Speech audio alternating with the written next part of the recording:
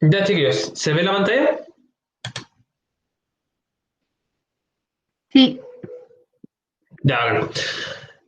Ya, ¿en qué estamos? Recuerden, estamos en la unidad 2, que es básicamente estamos como profundizando el concepto de media y de desviación estándar, como tratando de comprender un poco más estos dos conceptos y qué es lo que nos indican y qué tan confiables son también, ¿sí? Entonces, el objetivo, ¿qué es lo que van a hacer ustedes? Yo les subí, junto a el link de esta reunión, les subí una guía que van a tener que desarrollar ustedes sobre las propiedades de la media. Es decir, la idea es que ustedes verifiquen de manera experimental algunas propiedades y ustedes tienen que ver si es que se cumplen o no esas propiedades, ¿sí? Ese es como el gran objetivo de la clase. Pero antes de que ustedes pasen como a verificar si es que se cumplen o no ¿cómo se llama esto? Las propiedades que están presentadas en la guía, me interesaría que viéramos como un repaso como de las grandes conclusiones de la ficha anterior, ¿sí? En un poco como para dar un cierre a la situación anterior. Entonces, estamos con el tema de la media, que encontré como esa representación física, si es que alguien quisiese hacer como un dibujo mental de lo que es la media o este promedio, y hay como una representación física de que el centro de gravedad o punto de equilibrio, es decir, yo tengo aquí como muchas muestras que son estos como cubitos que estoy tratando de balancear, y una vez que yo en esta tabla como que la logro balancear en torno a, en este caso que vendría siendo como una especie de perfil o una línea, cuando yo logro ese equilibrio, es decir, estos no se mueven hacia ningún lado, sino que estamos en perfecto equilibrio porque yo encontré el promedio, ¿sí? Esa es un poco la idea física de punto de equilibrio que tiene el promedio o la media muestral.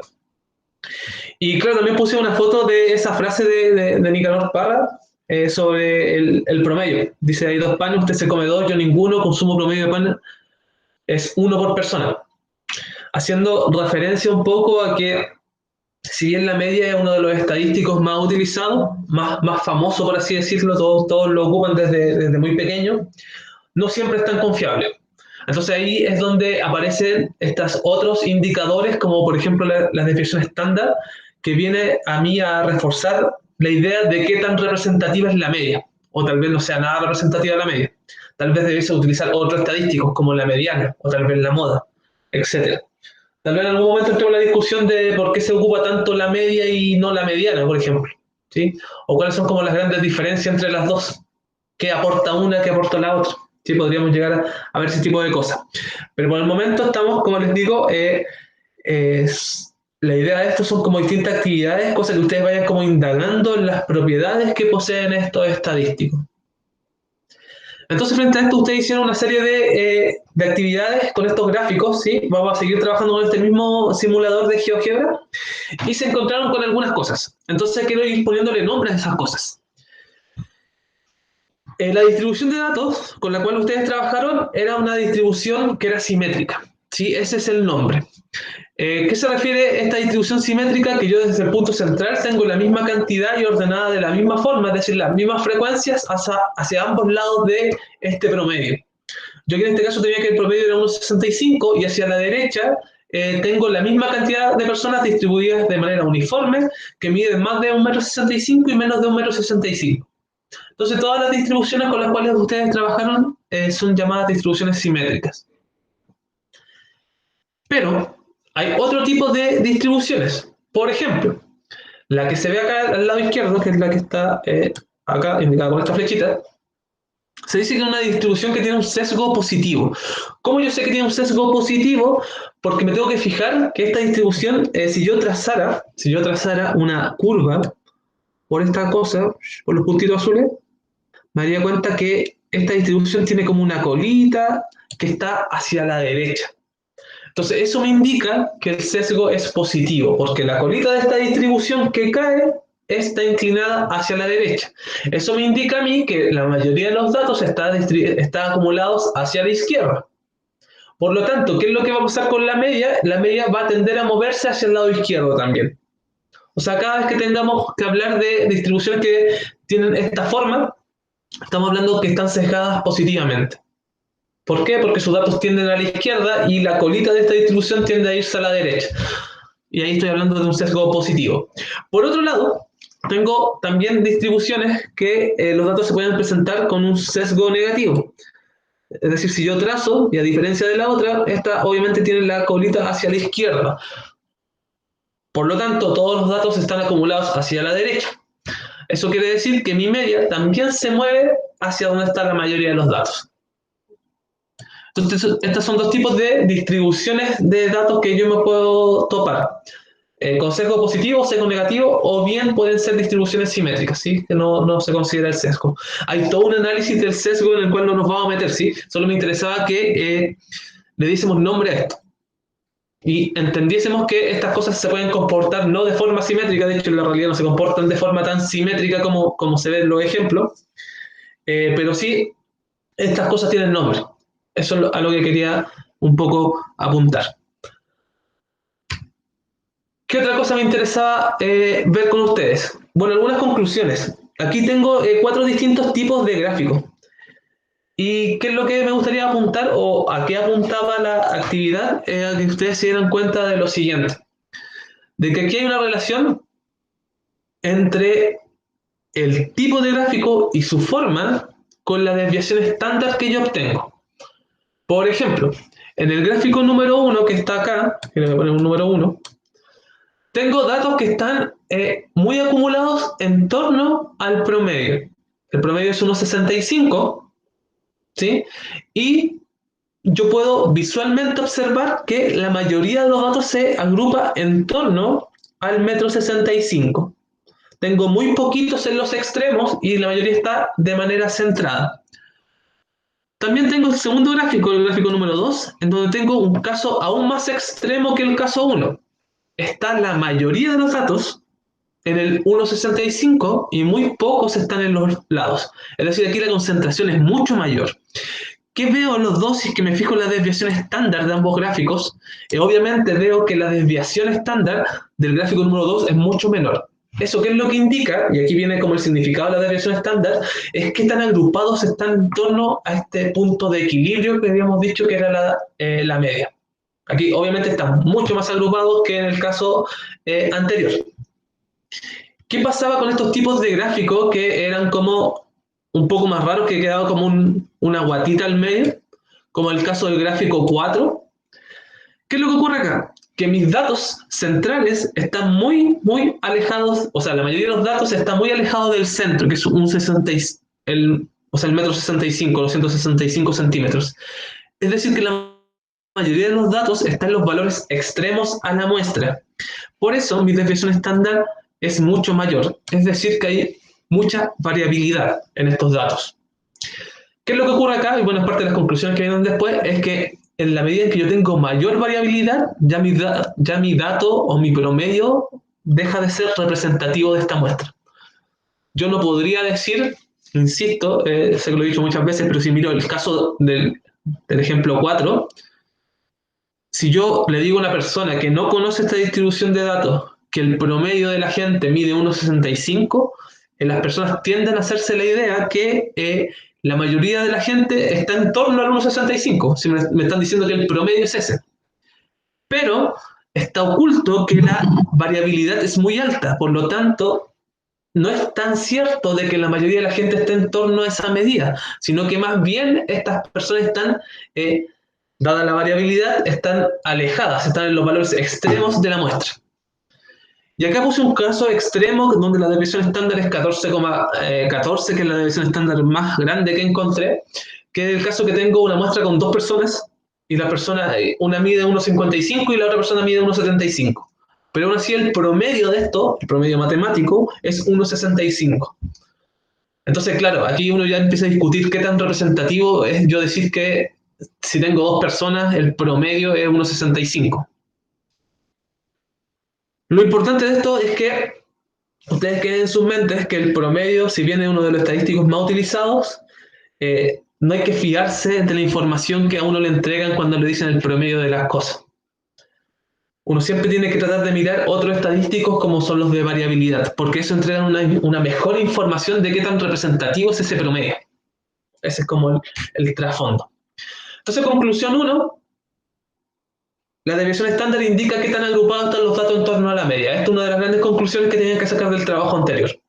Entre menor desviación estándar, más agrupados están en torno a la media estos datos. Entre mayor desviación estándar, están más digregados, es decir, más esparcidos. Y más desagrupados en torno a la media. Esa es la primera gran conclusión de la que quería entrar.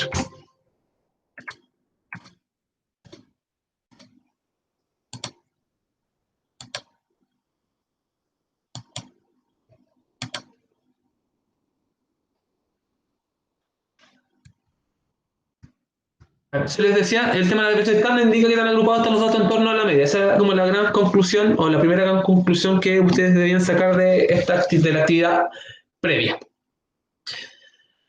Ya que vamos a hablar de la desviación estándar, me interesa que ustedes observen eso.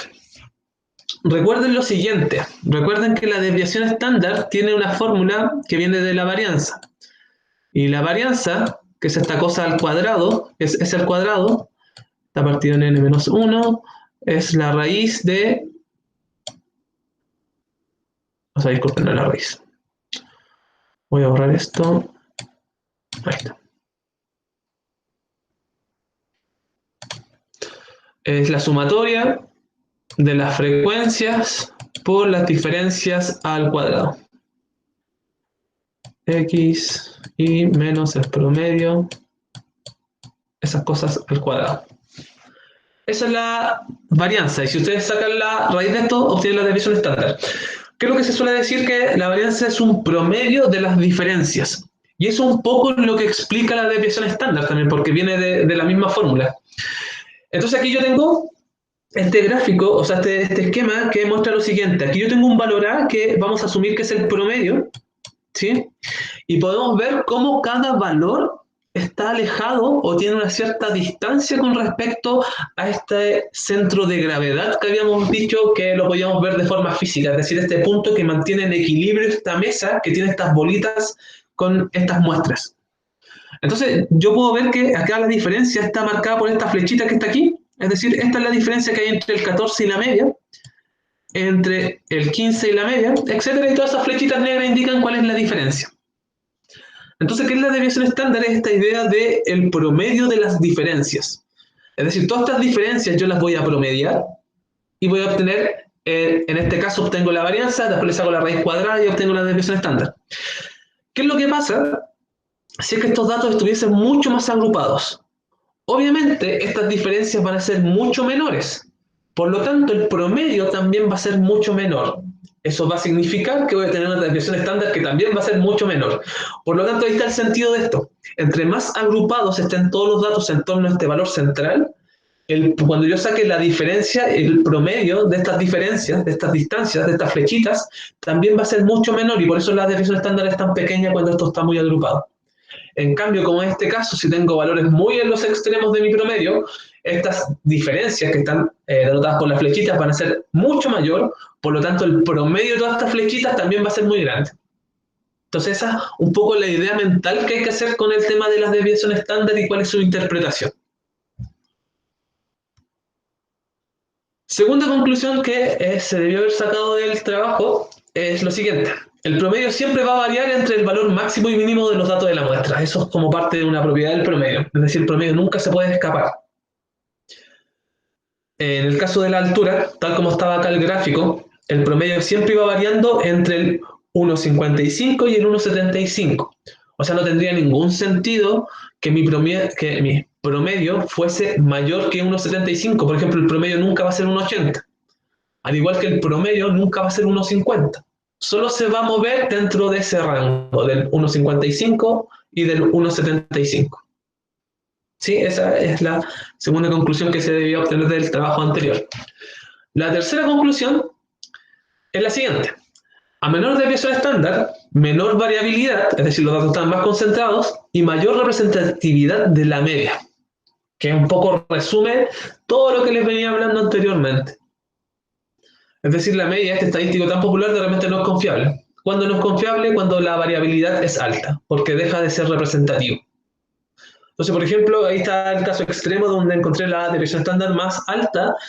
Claro, ya comienza a ser cuestionable que si yo tengo dos personas, una mide 1,55, 1,75, yo informe que el promedio es 1,65, lo cual matemáticamente es correcto, eso no hay duda. Pero la pregunta es, ¿qué tan correcto o qué tan representativo de la muestra es? ¿Sí? Aquí en ningún momento se discute la operacionalidad de calcular el promedio, ¿sí? El promedio se sigue calculando de forma matemática y no hay ningún problema con eso. Lo que sí se discute es la representatividad con respecto a la muestra. Esa es la diferencia. Entonces, obviamente, a desviaciones estándar muy altas, esto deja de ser representativo.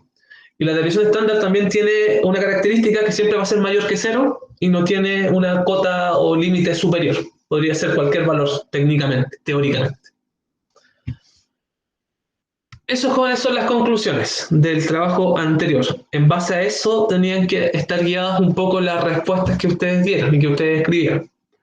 Entonces, ¿cuál es el trabajo individual de ahora?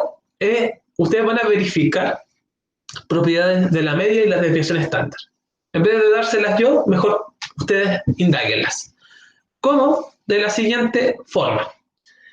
Les adjunté un documento en donde tienen el trabajo individual que deben hacer. Obviamente tienen esta clase y la clase B que corresponde al día lunes. Y se divide en dos partes. En la primera parte, ustedes tienen que, mediante obviamente el mismo graficador que estábamos utilizando, encontrar ciertas medidas de desviaciones estándar y más que nada cómo seguir concluyendo o llegar a las mismas conclusiones que acabamos de llegar, en donde si tenemos mucha desviación estándar los datos son altamente variables, si tenemos baja desviación estándar los datos están agrupados en torno a la media, etc. Pero en la segunda parte les piden que verifiquen una serie de propiedades si es que se cumplen o no. Por ejemplo, esto está en la 1A.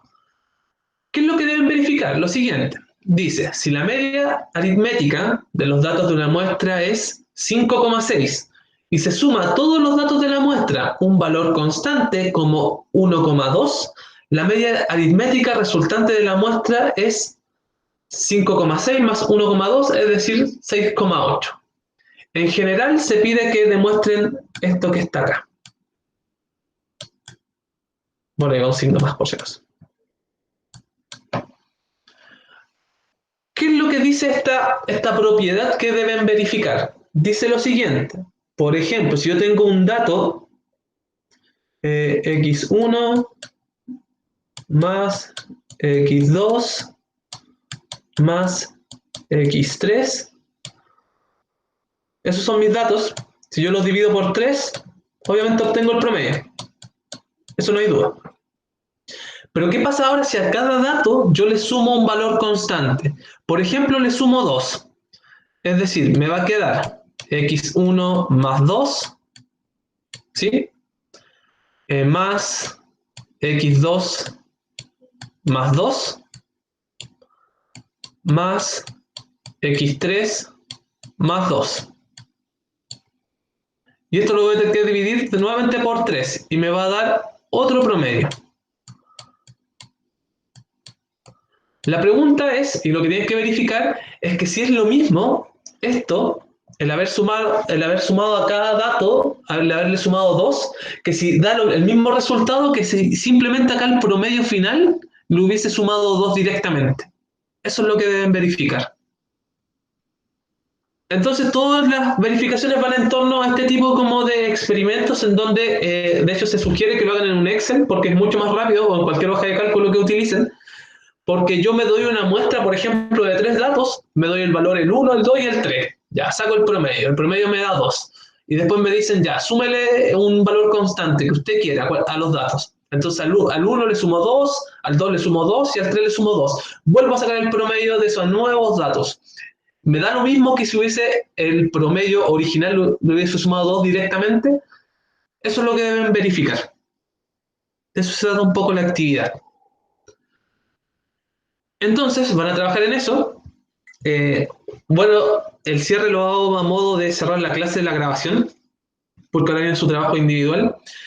Concepto de desviación estándar media cada vez tiene que estar un poco más claro. El concepto de media es este punto de equilibrio entre los datos, ¿sí? Si lo vemos de la forma física que representamos al comienzo, es como este punto que que está justo al centro y mantiene en equilibrio esta como mesa que es donde están ubicados todos los datos. Y la desviación estándar, recuerden que indica la variabilidad, y lo que tenemos que tener en mente es que a menor desviación estándar, más agrupados en torno a la media están los datos, y a mayor desviación estándar, más dispersos están en torno a la media. Entonces, eso como concepto clave de cierre.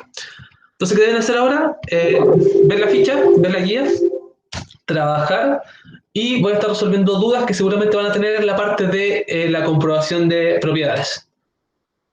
Y la clase siguiente que sea, vamos a ver qué propiedades de las que están planteadas ahí son las que se cumplen.